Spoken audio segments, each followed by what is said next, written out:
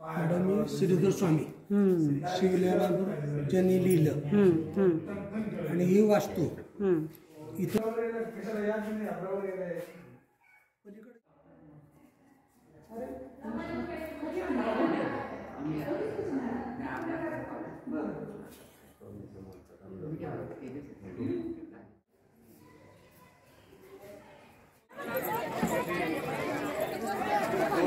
शिरा शिरा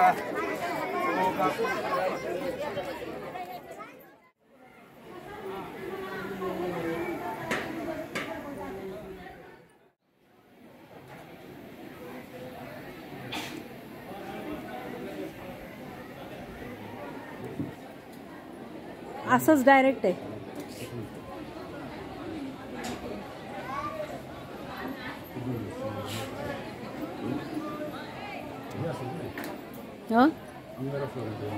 हो हो हो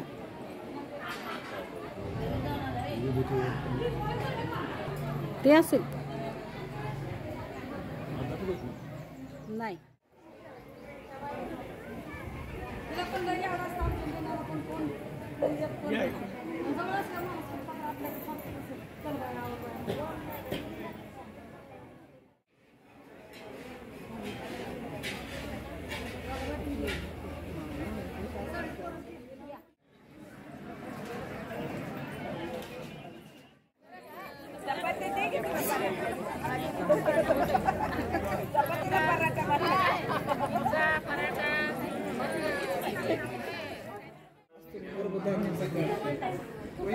शुद्ध हो आले आले.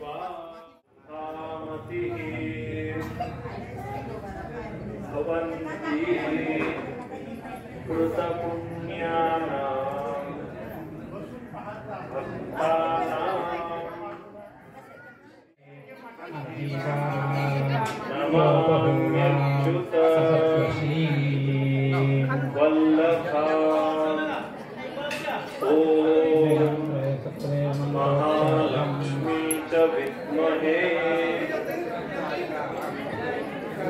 विष्णुपत्नी च धीमहि तन्नो यताक्षी विश्वप्रिये विश्वमनोनुकूले वत्पादपद्मं मयि सन्निधत्स्व आनन्द कर्दम श्रीध चित्रयित इति विश्रुतः ऋषयः श्रियपुत्राश्च मयि देवी देवता ऋण रोगादि दारिद्र्यं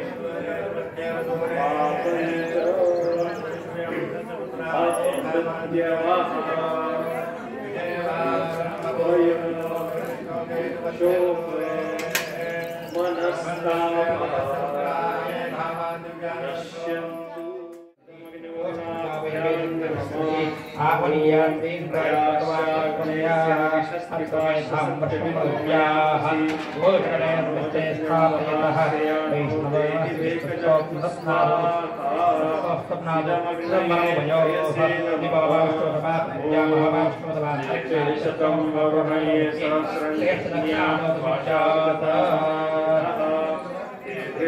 अद्य सवितोत विष्णुर्विश्वे मुञ्चन्तु ॐ अग्नये स्विष्टकृते स्वाहा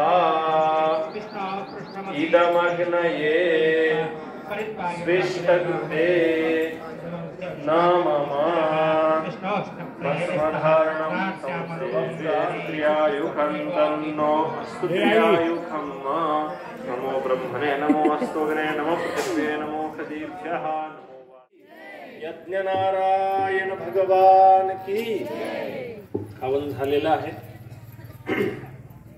काही सूचना आहेत. हे श्रीसूक्त हवन 25 तारखेपर्यंत दररोज होणार आहे. आणि आपण जेव्हा हवनाला येतात त्यावेळेस इथं सगळी तयारी झालेली असते. तर ती तयारी आपल्यापैकीच काही लोक करतात. तर आपण थोडा आधी येऊन तयारीलाही हातभार लावावा, जेणेकरून सगळ्यांनाच याचा लाभ घेता येईल. आणि हवनाची वेळ साधारण 4:30च्या आसपास असेल. 4:30ला इथे उपस्थित राहावं, म्हणजे सगळे आले की आपल्याला चालू करता येईल. 5, 5:15 पर्यंत हवन संपेल आणि त्यानंतर आपल्याला पुढचे कार्यक्रम पाहता येईल. आज प्रवर्ग संपलेले आहेत, ज्या आहुत्या वर जात होत्या. तर त्यानंतर इकडं मोठं जे कुंड आहे त्या कुंडामध्ये आज अग्निस्थापना झालेली आहे आणि आता पुढचे कार्यक्रम या कुंडामध्ये होतील. तर त्या संदर्भात एक सूचना आहे.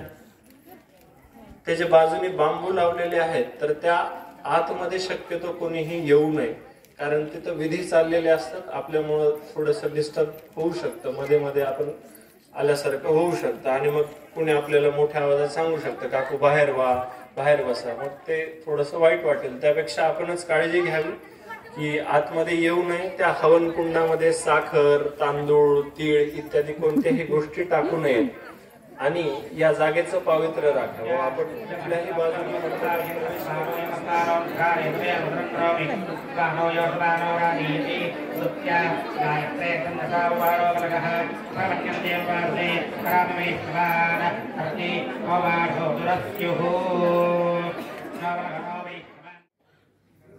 महाप्रसाद सुद्धा आपल्याला लाभदायक आहे, कारण यज्ञाचं अन्न हे भगवंताचा प्रसाद असतो आणि प्रसादाचं लक्षण असं आहे की प्रसादे सर्व दुःखानां हानी. प्रसादामुळं सर्व दुःखाची हानी होते. तर आयुष्काम म्हणजे काय हेही आपण थोडंसं समजून घेण्याचा प्रयत्न करू. आयुष म्हणजे माहिती आणि त्याची आहुती या मोठ्या कुंडामध्ये अर्पण केल्या जाते, म्हणून त्याला सोम याग म्हणायचं. आता याग हा शब्द सुद्धा आपल्याला माहित असावा. यज्ञ म्हणजे काय, याग म्हणजे काय हेही आपल्याला माहित असावं. हुशार आहे. ही एक काडी दाखवली तुम्हाला. सोम वनस्पतीची काडी आहे. आमच्या बीड जिल्ह्यामधल्या दऱ्यामध्ये, खोऱ्यामध्ये ही सापडते. वास्तविक हिला पुतिका म्हणतात, परंतु सोम वनस्पतीचे 80% गुणधर्म या वनस्पतीमध्ये असतात. मूळ सोम वनस्पतीबद्दल असं सांगितलं जातं की ती अशी काडीच असते.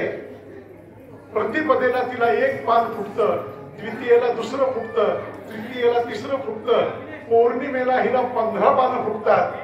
पुन्हा पौर्णिमा झाल्यानंतर पुन्हा प्रतिपदेला एक पान गळून पडतं, द्वितीयेला दुसरं पान गळून पडतं, अमावस्येला त्याची नुसती काडीला काडी शिल्लक राहते. असं म्हणतात की सगळ्या औषधीचा राजा ही वनस्पती आहे. म्हणून आपण काल जसा विचार केला, ही औषधी एकाला दिली तर एकाला मिळेल, परंतु अग्नीमध्ये आहूत केली तर अनेक जणांना मिळेल. कशी मिळेल अनेक जणांना? काल दुपारी जे होते प्रवर्गाच्या वेळेस त्यांना ते माहित आहे. मी त्यांना एक प्रयोग करायला सांगितला होता की आपल्या घरी टोपल्यामध्ये इस्तू घेऊन त्याच्यामध्ये मिरच्या टाका. ऐका, देवाचं सांगायला पोहोचायचं असेल तर याला सुद्धा अग्नीमध्येच आहुती करावं लागेल, म्हणून याला सोमयाग म्हणतात. असा सोमयाग अर्थ आपल्या लक्षात आला. याग शब्दाचा अर्थ एक अजून लक्षात घ्या. यज्ञ, याग हे दोन्ही शब्द यज पासून तयार झालेले आहेत. यज शब्दाचा अर्थ आहे जोडणे. जोडणे माणसं, ते विटकरीचं काम करायला लागणारी माणसं, ते बांबूचं काम करायला लागणारी माणसं, गाय सांभाळणारी माणसं, गाईची धार काढणारे माणसं किती किती माणसं लागतात. स्वयंपाक करणारी माणसं, केलेला स्वयंपाक खाणारी माणसं सगळ्या कोणी असतात ना जागा.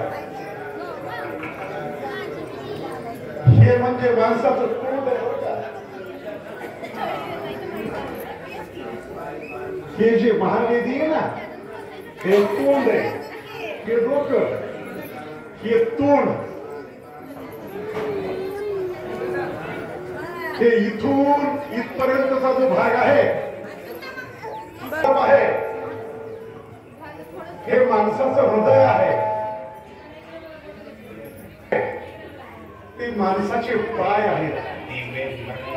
म्हणजे एका माणसाची पूर्ण आकृती ही आहे. म्हणजे याचा अर्थ लक्षात आला का? तुम्ही रात्रंदिवस त्याग करीत असता हे तुम्हाला माहित आहे का? इकडं कुणाला माहित असतात तर चांगली गोष्ट आहे. तुम्हाला माहित आहे का की तुम्ही श्वास घेत नाही असं कुणी आहे का? बर,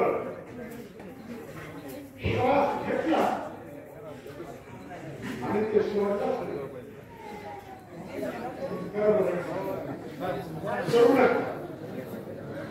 म्हणजे इथं तर करूच नका, घरी गेल्यावर सुद्धा करू नका. माझ्यावर थोडा भरोसा ठेवा. श्वास येणं म्हणजे जीवनाचं.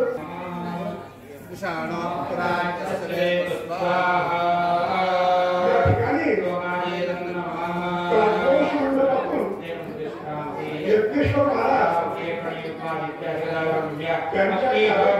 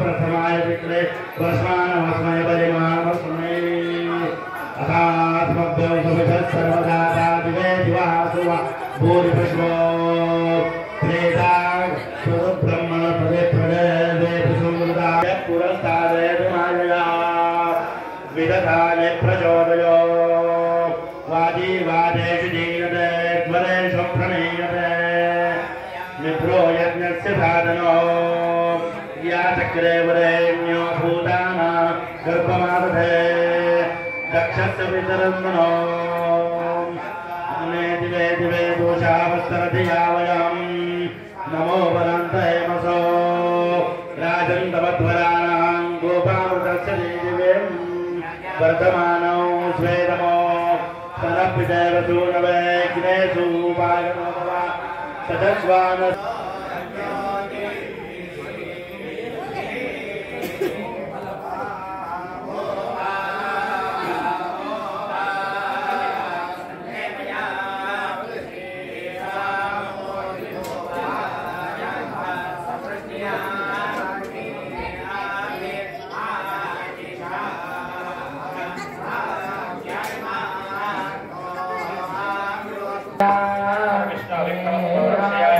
Krishna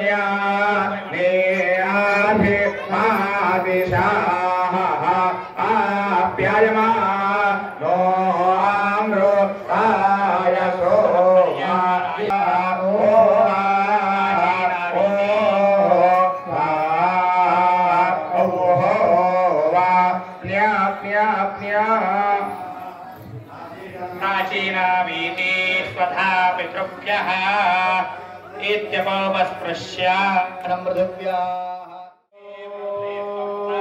प्रथमतरसियामतनो सयवोदियकमतावय्यातमतनोर्मयवोदियास्ते व्रते प्रतिरो व्रतानि सन्द्राम्यगरां मुष्टीकर्षते स्वाहा इत्यं मनसा स्वाहात्याव पृथिवीभ्यः स्वाहोर अन्तरिक्षात् स्वाहा इत्यं वादारभे मुष्टि विसृजते स्वाहा वाचवाचे विसृजते वाचं निवर्तयते व्रतं विशेषान् सोमान् नित्यानि भक्षयति अग्नित्रः उत्तरम् आणि विद्यार्थी येताना आपण सर्वमयं वर्थिरा हरति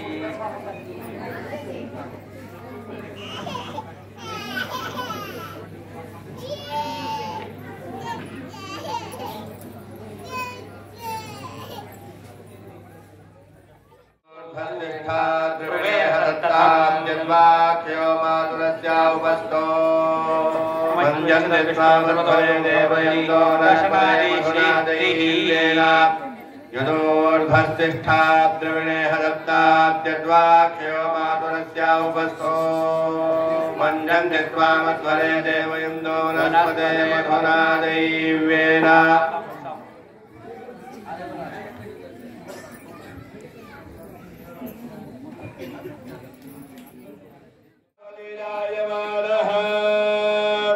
तन्धीराजः कवय उन्नयन्ति स्वाध्यो मनसा देवयन्तो स्वाहा प्रणो देवी सरस्वती वाजे भर्वाजिनीपति धीनाम विक्रमत स्वाहा बृहस्पति आदिवर्योरः मत्वादिप्रवचनेषु यद्धीयश्वदलप्र्याद स्वादुत्रवृन्दे स्वाहा ॐ भूर्भुवस्व स्वाहा शेत्वा परिषयार्थे वीरसी लक्षशाखाम्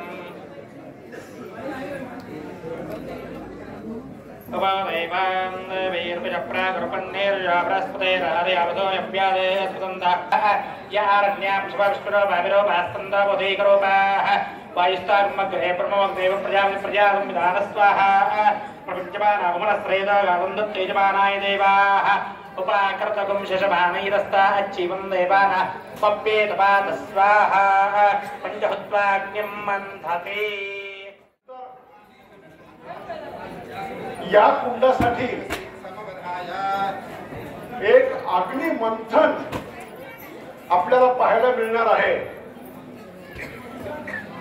आणि मंथ्यावर आडवा ठेवला जातो त्याला उपमंथा म्हणतात.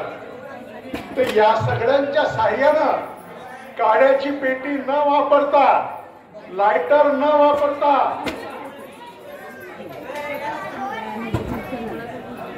केवळ आरणी आणि मंथा यांचं एकमेकावर घर्षण करून वेदमंत्रांचा उच्चार करून शुद्ध अग्नी प्रगट केला जातो.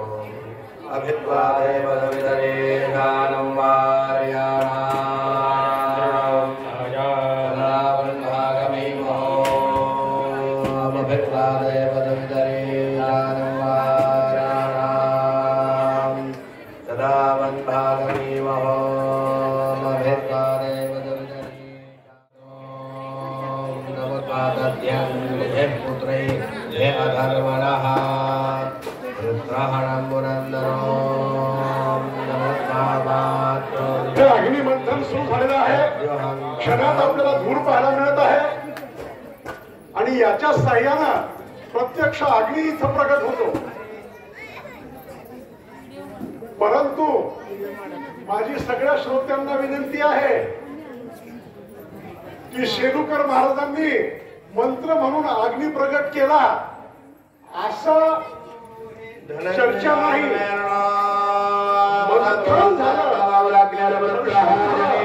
आणि अग्नी प्रगट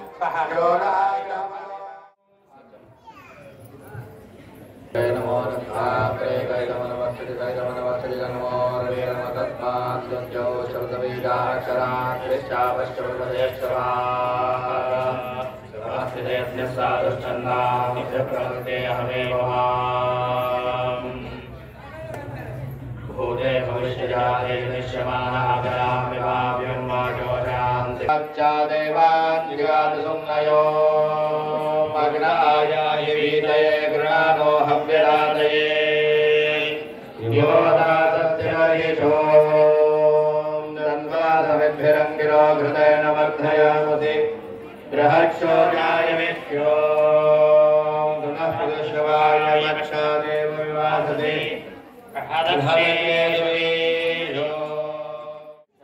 वक्रो विदुरो भूयासम्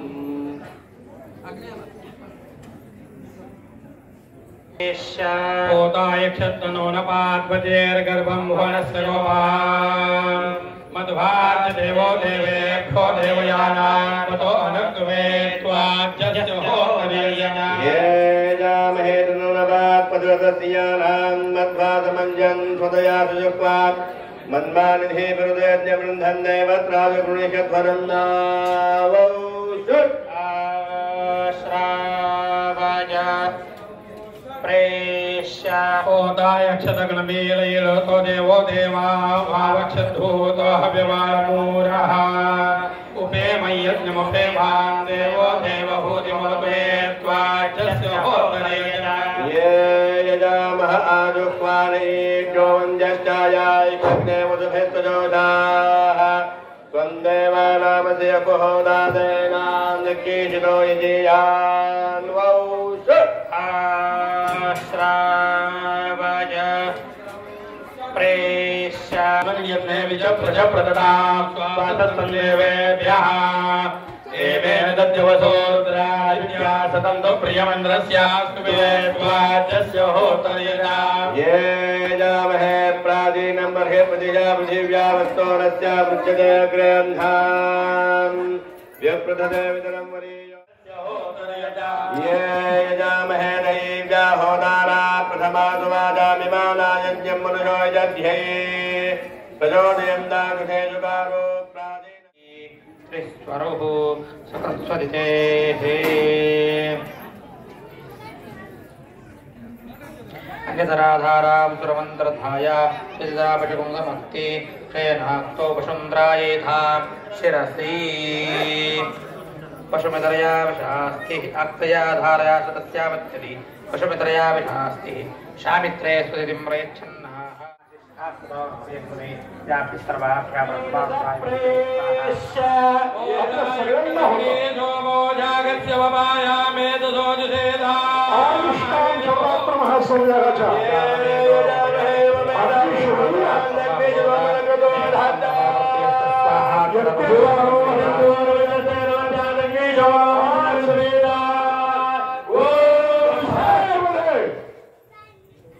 ही महाहुती आपल्या सगळ्या